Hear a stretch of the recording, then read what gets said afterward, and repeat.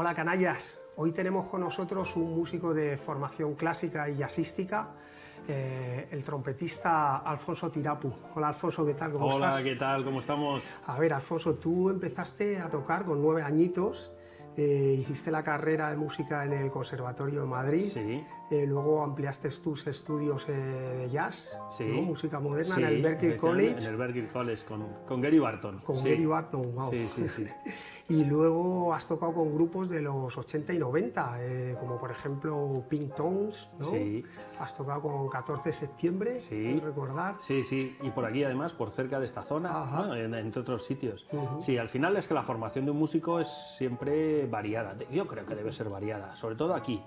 A lo mejor en Estados Unidos enfocan más una formación más especializada, pero en España y en los últimos tiempos la formación es muy ecléctica. Tú has tocado, por cierto, también en plan música clásica con bastantes bandas municipales como la de Las Ventas, ¿no? Y también Sí, has tocado sí.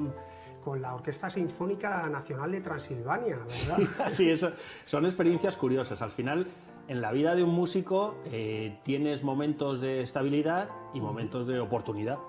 Y a veces te toca aprovechar esos momentos de oportunidad y subirte al tren que pasa. Hablando de oportunidad, tú has tocado con De Refrescos, ¿no? Que Sí, todo el mundo se acuerda sí, de Aquí no hay efectivamente. playa, ¿no? Justo, Que es exactamente un ese es el himno tema generacional. estrella. El tema estrella, oye, tuvo que Sí. ser risas máximas, ¿no? Tocando Totalmente, con era un ellos. grupo tremendamente divertido, hacía un ambiente fantástico en el escenario y eso es lo que se trasladaba mucho.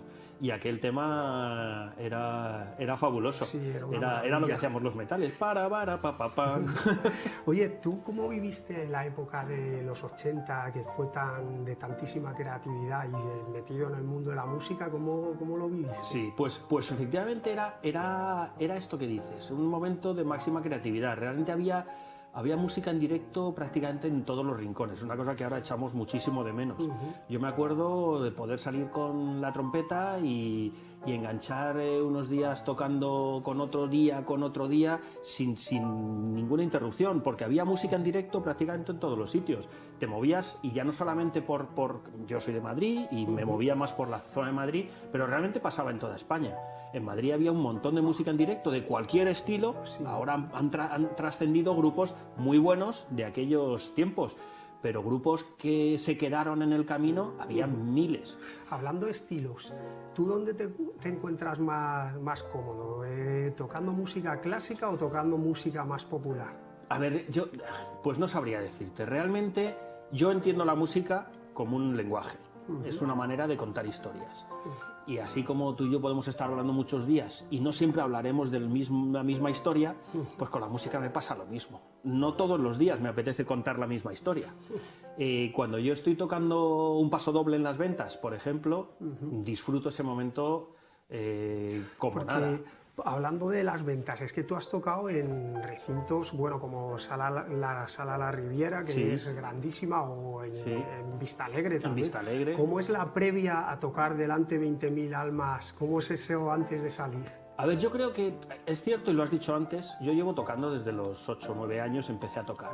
Estoy acostumbrado a subirme a un escenario, estoy más acostumbrado a estar encima del escenario que debajo de él, o sea, que viendo el concierto, ¿no? Ajá. Con lo cual, al final, es una cuestión casi rutinaria. Pero para mí es una experiencia personal y a veces con compañeros y también con alumnos se lo comento un poco este tema. Yo a veces cuando salgo a un escenario no veo 25.000 personas, veo una. Hay una persona en el público y otra persona tocando. O sea que tú te pones igual de nervioso en una sala chiquitita que Las Ventas. Mira, yo me pongo exactamente. nervioso, yo creo que todos los músicos nos ponemos nerviosos porque queremos que nos salga muy bien. Claro. Queremos tocar bien, queremos acertar en todo el fraseo, todas las cosas que contamos, Claro. Quieres no fallar nunca una nota y te pones nervioso por esa exigencia que tenemos. No creo que venga tanto porque te están viendo 1.000 personas, porque te están viendo 5.000 o porque... No, yo creo que es simplemente eso. Quizás el estar acostumbrado a estar en un escenario, eso lo hace. Déjame que te cuente una anécdota con esto. Un día, claro. Tocando en el Auditorio Nacional, es una sala grande, Sí, es una lo sala, conozco, son vaya, 2.600 Impone, sí. 2.600 personas. Y además es una sala muy inclinada, con lo Sí. cual tú estás en el escenario y le estás viendo la cara a las 2.600 personas. Y y estaba tocando un concierto y sube, no me acuerdo, era un embajador de algún país, no me acuerdo cuál era. Es decir, una persona que también estaba acostumbrada a hablar en público. Coloca sus papeles en el atril, levanta la vista... Y empezó a temblar. Y según ve, claro, levanta la vista y ve ese panorama y dijo... Se quedó parado y dice, ahora entiendo lo que es el miedo escénico. Para que veas que a veces, si no tienes esa costumbre, pues sí que te puede impresionar ver muchas caras pendientes de lo que haces. Pero yo lo que suelo hacer es eso, pensar en el público siempre como si fuera una persona la que me escucha. Oye, y tú que eres un apasionado del jazz, bueno, y aparte tienes formación jazzística, como hemos dicho antes, ¿qué te gusta más? ¿El jazz fusión tipo Chick Corea o el jazz más tradicional tipo, no sé, Miles Davis o Armstrong? Sí, bueno, yo creo que, fíjate, has hablado que quizás, a ver, primero hay que considerar que a mí me encanta el jazz. Me gusta mucho el jazz, pero no soy un jazzman. Es decir, una persona, un músico que realmente sea un jazzman, y conozco americanos, mismo Gary Barton, o mucha gente que he conocido y que lo son, nacen, crecen y mueren con el jazz. El jazz son ellos mismos. Para realmente conocer el jazz, hay que vivir un poco eso muy en profundidad. Yo soy más músico que jazzman. ¿Qué géneros te gustan aparte del jazz y de la música clásica? ¿Qué otros géneros? No, pero realmente, o sea, es un poco lo que te decía. Al final, a mí lo que me gusta es contar historias. Yo esto lo he dicho muchas veces. Estoy seguro que cuando Bach hacía música, él no sabía que estaba haciendo barroco. Llegó alguien 300 años después y dijo, lo que hacía Bach era barroco. Bach hacía música. Sí, pero bueno, hoy en día que hay algunos géneros que están muy diferenciados de otros. Sí. Por ejemplo, el flamenco y el rock no tienen nada que ver, vaya. Pero, a ti, por ejemplo, ¿te gusta Murray, el flamenco? te aseguro que la música es una. Sí, bueno, es un lenguaje universal, ¿no? Es un lenguaje universal. Al final, la diferencia entre el flamenco y el rock es lo que está contando cada uno. O el reggaetón, ¿no?, que está tan demonizado ahora. Yo no soy contrario al reggaetón. O sea, me parece que es otra historia nueva que se está contando. Dentro del... Sí, que a lo mejor dentro de un tiempo tendrá su valor o quedará ahí. O quedarán algunos de los que ahora... Exactamente, claro. Dentro de la música siempre está el que es un genio y el que dices... Porque en 1750 había músicos haciendo música en cada rincón de cada palacio del mundo. Pero hasta nuestros días han llegado 4. Han llegado 4, claro. Pues me imagino que ahora, con la música que hacemos ahora, dentro de 100 años, quedarán 2 autores. ¿Cuáles son tus referentes? ¿Tienes algún trompetista o algún músico que diga...? Sí, yo creo que para cualquier trompetista y para cualquier músico hay un referente que tú lo has nombrado antes, que es Miles Davis. O sea, Miles Davis es uno de los grandes genios de la música. Puso la música en sitios donde antes no había estado. Y es de esas personas, yo creo que ha habido grandísimos músicos a lo largo de la historia, pero creo que los verdaderos genios son los que hacen que pase algo después de ellos, ¿no? Y Miles Davis es de esos. Chick Corea empezó tocando con Miles Davis. Ah, sí, no lo sabía. Sí, empezó tocando con Miles Davis. Y hay conciertos por ahí muy jovencito con Chick Corea. Y él, durante toda su vida, dijo, mis fuentes son Miles Davis. Miles Davis empezó tocando con grandes, empezó tocando con Charlie Parker y con Dizzy Gillespie, pero sin embargo enseguida dijo, pero lo que vosotros hacéis a mí no me representa. Fíjate que eran dos maestros históricos, pero él tenía otra visión, ¿no? Eso le ha pasado a muy pocos. Le ha pasado a Miles Davis, le ha pasado a los Beatles, le puede haber pasado a Elvis Presley, y si me voy un poquito atrás, pues le puede haber pasado a Mahler, le puede haber pasado a Beethoven, le puede haber pasado a Mozart. Es decir, esos músicos no solamente eran grandes músicos, sino que encima marcaron un antes y un después. Yo creo que ahí es donde tenemos que buscar los referentes. Y si a la hora de tocar me vienen imágenes a la cabeza, son de estos músicos. Con la trompeta, sin duda, Miles Davis tiene que ser un referente fundamental. Por cierto, hablando de trompeta, porque yo, la verdad, soy un desconocedor de la trompeta. ¿Tú qué tipo de trompeta usas? ¿Soprano? He visto que hay bastantes tipos. No, a ver, realmente los trompetas... manejamos una variedad importante de trompetas. Cada una de ellas tiene pequeñas diferencias. aunque el funcionamiento es básico, es el mismo. Nosotros utilizamos los labios como fuente del sonido, la vibración de los labios, el aire como conductor de ese sonido, y la trompeta realmente es un amplificador de ese sonido. ¿Cada instrumento de viento tiene una colocación, la boca diferente? Sí, sí, ¿no? Incluso, a ver, en el viento, te termino de contar lo de las trompetas, que es breve. Realmente hay, la que básicamente más utilizamos los trompetas es la que llamamos trompeta en si bemol. Es una trompeta un poquito más grande que las demás y es muy versátil, nos cubre una cantidad de registros importantes. En orquesta se utiliza, bueno, en orquesta sinfónica se utiliza mucho una trompeta un poquito más pequeña que está en el tono de do. Es una trompeta que cubre muy bien la mayoría del repertorio de orquesta. Y luego tenemos algunas trompetas especializadas, una trompeta en mi bemol, tenemos unas trompetas pequeñas en si bemol que llamamos piccolo, que dan un sonido más agudo, el fliscorno. Depende de la música que estés haciendo, usas una u otra. Eso, ¿no? Ya depende del timbre, de la calidad, de lo que estés buscando, de ese color que estés buscando, ya puedes utilizar una u otra. Si te parece, luego nos haces una demostración. Claro, eso está hecho, eso está hecho. Yo ya sabes que voy con el bicho a todas partes. Fenomenal, y por aquí te lo has traído. Sí. Oye, una cosa, te quería preguntar, a ver si me acuerdo, que se me ha ido. Pues aprovecho y te cuento lo de los instrumentos de viento, que era muy buena pregunta. Vale. Realmente hay dos grandes grupos de instrumentos de viento, los viento metal y los viento madera. Los de viento metal son instrumentos que están hechos de metal, como dice, y se tocan mediante la vibración de los labios en una boquilla. Trompeta, trombón, la trompa, la tuba, esos son instrumentos de viento metal. Y luego tenemos, por otro lado, los vientos de viento madera, que ahí sí que hay algunos, como por ejemplo la flauta travesera, que aunque esté hecho de metal, pero originariamente era de madera y se engloba dentro de los vientos madera. O el saxo, que también es de metal, pero se toca con caña y entonces, bueno, tienes ese contacto con la madera, ¿no? Esos instrumentos sí que son más variados. La flauta es por la modificación del aire a la hora de pasar por la boquilla de la flauta. Oboe, clarinete, saxo, todos estos instrumentos, el fagot, el clarinete bajo, toda esa variedad, lo que haces es que vibra una caña. No es como nosotros que vibramos los labios, sino que esos instrumentos lo que hacen es vibrar una caña y esa caña es la que produce el sonido. ¿Tú sabes tocar todos estos? No, que va. Por cierto, ¿cuántos instrumentos tocas? A ver, yo realmente el que sé tocar es la trompeta. Es verdad que luego... es que yo sé que tú estás enfrascado en varios proyectos, luego, tienes un grupo de versiones y en ese grupo, curiosamente, tocas el bajo. Toco el bajo, sí. Que además llegasteis a ganar un concurso, que salisteis en varios programas, varias cadenas de televisión. Sí, bueno, realmente fue... especialmente, esto fue donde cuando el confinamiento... con el ayuntamiento del pueblo donde estamos nosotros, ¿De qué pueblo? se hizo en Boadilla del Monte.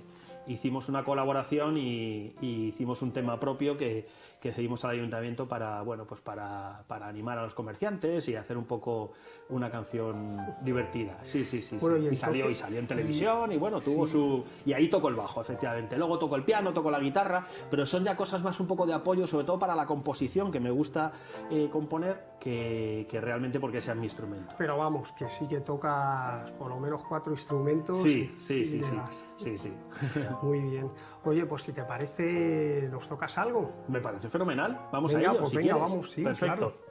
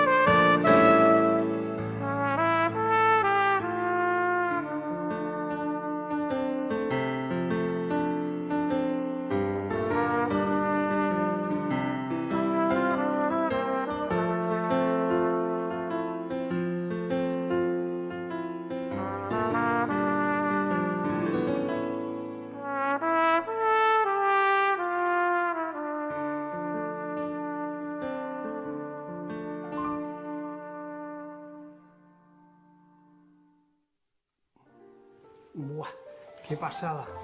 Me ha encantado que hayas elegido una banda sonora, por si alguien no se ha dado cuenta, es la banda sonora de La La Land, y lo que me ha gustado mucho es que has cogido la melodía de la voz femenina y la has pasado a trompeta. Sí, eso es un recurso que se utiliza mucho en trompeta por la similitud de los registros. La voz femenina especialmente, la masculina también, pero sobre todo la femenina y la trompeta están en el mismo registro. Ajá. Por eso es muy común que la trompeta haga las veces de tiple o las veces de soprano en las adaptaciones tanto de ópera como de zarzuela y de canción popular, cuando se adaptan para Claro, instrumental. por eso en pasta también.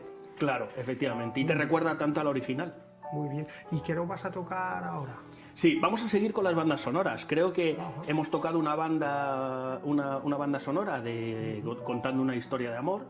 Vamos a seguir contando historias. Bueno, eso es al hilo de lo que decías antes en la entrevista, de es. la música cuenta historias, ¿no? Efectivamente, eso es lo que trata.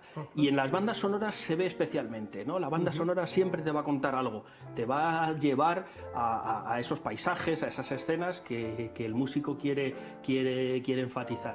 Y eso es lo que vamos a hacer. Hemos visto una escena de amor, vamos a ver una escena más melancólica, una escena más de dolor, de otra película también muy conocida, que es Kill Bill. Y vamos a ver un pasaje de trompeta de esa. ¿Qué tema vas a tocar de Kill Bill? Se llama The Lonely Suffer. Ah, sí, lo conozco, Sí. de James Last. Eso es, sí señor, Sí, justo. sí, fenomenal, pues venga, adelante. Perfecto.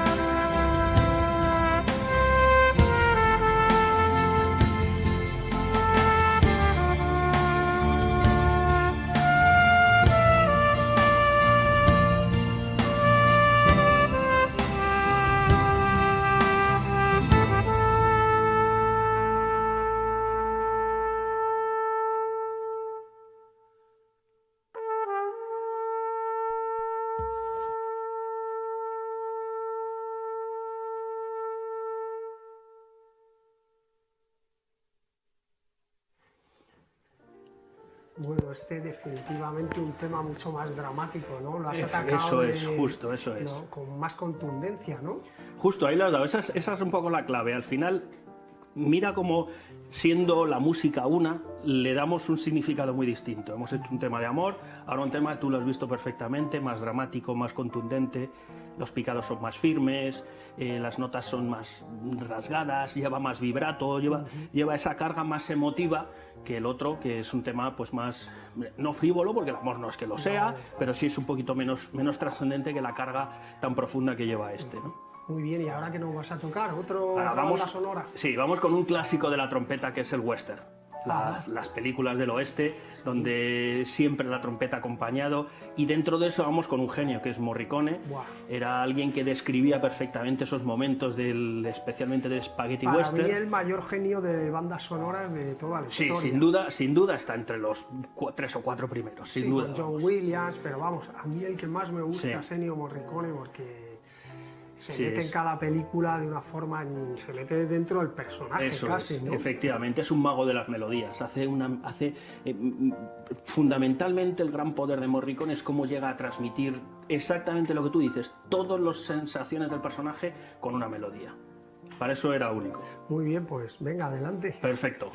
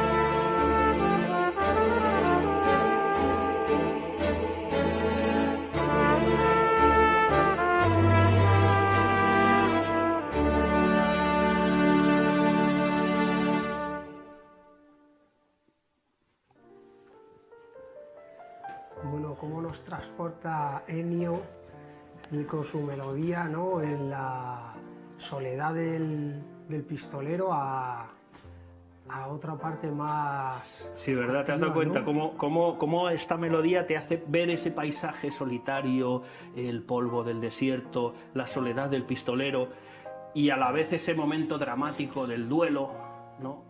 Que refleja también, y Morricone se apoyaba mucho en la trompeta porque le da ese rasgado dinámico, tenso, de momentos difíciles que quería él para esas películas del oeste. Está muy bien con tu instrumento. Eso es. Y luego esto lo trabaja en estas escalas, en estas escalas frigias, que son momentos muy... con ese matiz salvaje, dramático, sí, que encajaba perfectamente. Muy bien, pues nada, vamos a volvernos ahí y charlamos un poquito más, si te parece. Fenomenal, no, yo estoy en casa. Pues me ha encantado, ha sido una actuación brillante. Bueno, Alfonso, muchísimas gracias por tenerte aquí, ha sido un auténtico placer. Muchas gracias a vosotros. Bueno, pues nada. Bueno, canallas, nos despedimos. Hasta más veces.